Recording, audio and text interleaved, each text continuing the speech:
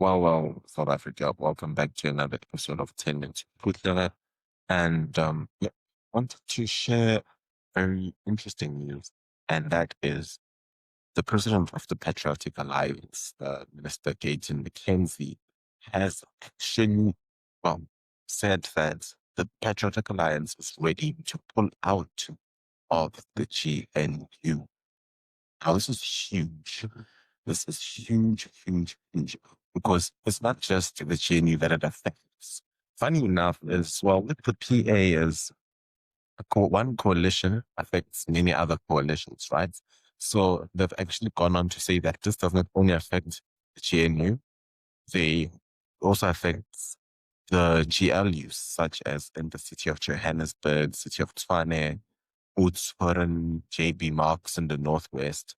And here are the interesting numbers is um, when Action SA and the PA were still part of the Joburg coalition, they held 184 seats out of 270 seats in council.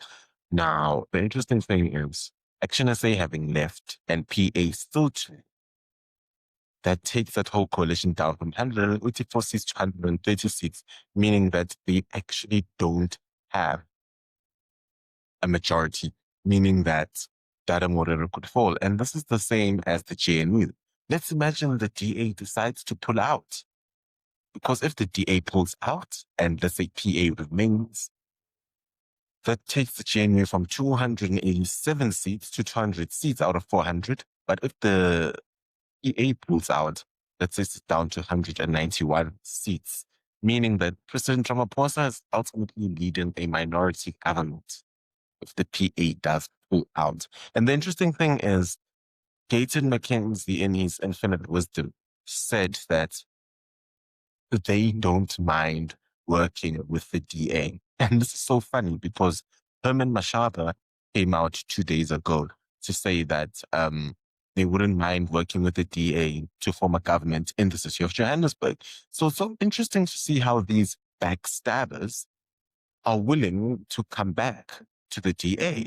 And, funny thing is the ANC gets to taste the backstabbing that these parties did to the DA.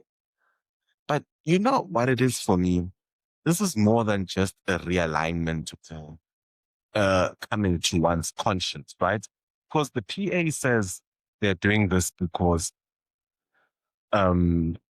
what's his name? The former MMC of Transport, Kenny Gunene, the guy that was found at Kinti Mulepa's house, They're saying that they're doing this because Dada Morero is refusing to reinstate Kenny Gunene.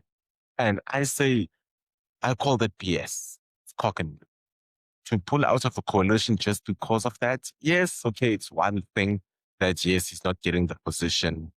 That's understandable. But I think we have to call it for what it is.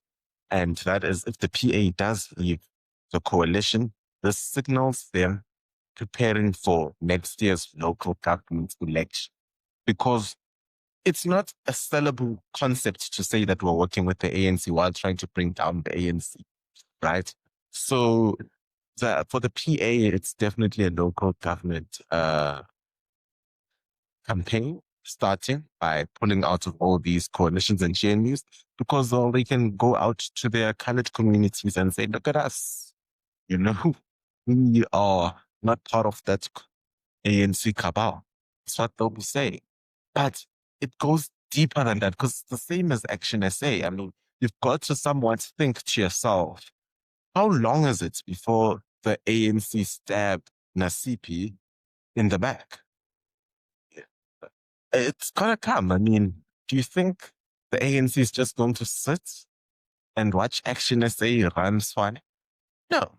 So all of this is bound to happen. Same as what do you call it, as Kenny Bunede, the city of Johannesburg, that he was an MMC that, well, by all means possible, seemed to be the best performing MMC out of the current group of MMCs that are in Joburg, going from Margaret Arnold's to the rest, right?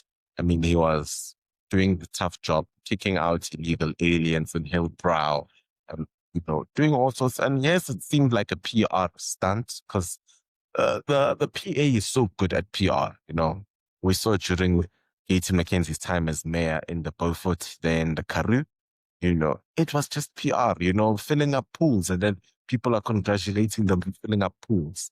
But before I digress and go into the PA's ridiculous, you know, stuff when it comes to PR stunts, I think it's just important to take cognizance of what this moment brings. Because basically, for me, what this could be a realignment of the donors, right? Meaning, I mean, anyone who funds the PA or funds Action SA funded these parties because they believed that their prime objective is to take out the ANC. But now they're in bed with the ANC. And I know very well that parties like Action SA have struggled to get funding ever since their coalition with the ANC in the city of Tshwane. If you look at the last financial reports from the IEC, the party funding, Herman Mashaba took out an odd 280,000 Rand. That's not enough to fund a political party now, and not enough to fund the ambitions of Action SA. So it's a tough time because funders don't have time to fund such organizations that would put back the same people they want to get out of power. So I do believe that there's a part to do with elections when it comes to these two, as well as there's a part to do with funding. That's my take on it. For me, these aren't to be trusted. It's just a bunch of gangsters, honestly speaking. They really aren't to be trusted. They will probably backstab, again, whenever they get the opportunity, whoever brings the paycheck or the bill or the tears money, they'll be ready to follow and twerk for the money. So, you know, it's a story coming out of South Africa. It's interesting seeing what's going on. And for me, I think if we look at this will spark further interest in parties like Inkatha Freedom Party or the IFP in KZN. This GNU is not serving the IFP. In fact, they are losing numbers. So what Gaten McKenzie has actually done has actually started what we could call a domino effect or a snowball effect, where parties like the IFP will also be looking at withdrawing from the GNU, because the only party that really benefits from the GNU in terms of a voter base is the Democratic Alliance. But parties like the IFP with the constituency, it's not serving them.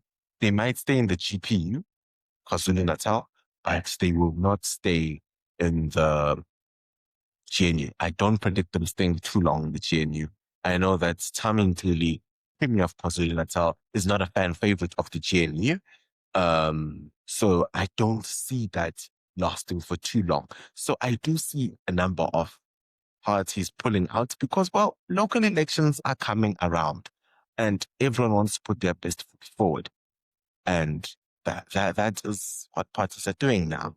And to be quite honest, the EFF was dying, the MK is another story in and of itself. The IFP is losing support quite quickly and needs to regain those lost numbers because of the GNU. They've really just become a spokesparty to the ANC. Gaten McKenzie, you could not separate him from Cyril Scroton. He was just part and parcel singing GNU left, right, and center. So this is a moment in South African politics. It's perhaps a recipe to an early election and multiple early elections. We saw early elections in Tabazimbi, by the way, where there was by-elections right across. Well, it's actually not by-elections in that case. They call them early elections because the councillors could not agree on a government. Right? And I predict that's happening in the city of Johannesburg. Is when they pull out, let's imagine the DA actually say can't agree on a mayoral candidate. And the same as these guys, they don't have the numbers. We see it in Tshwane, we see it in JV Marks, we see it wherever. We are going into a terrain of many elections possibly coming before the local government election, same as the general election. My prediction is we will have another general election after 2027, and that's because, well, the ANC would not have Ramaphosa, and it's difficult to see a GNU existing without Ramaphosa. So we are headed for tough times. And if we thought musical chess had ended, it's only starting now. We're going to see those trade deals between Pretoria, city of Tshwane, and Nelson Mandela Bay, when people say, you'll make me mayor. And if you make me mayor, I'll give you the chief whip position in NMB, Nelson Mandela Bay. And unfortunately, that is not a recipe for good governance. It's only a recipe for cadres to keep feeding at the trough. It's only a recipe for more corruption, for less service delivery, for less services going to the people, meaning more poor people, more unemployed youth. It's not painting a beautiful picture, it's painting a grim picture. Ladies and gentlemen, that's been it for this segment of 10 Minutes with Kuhlela.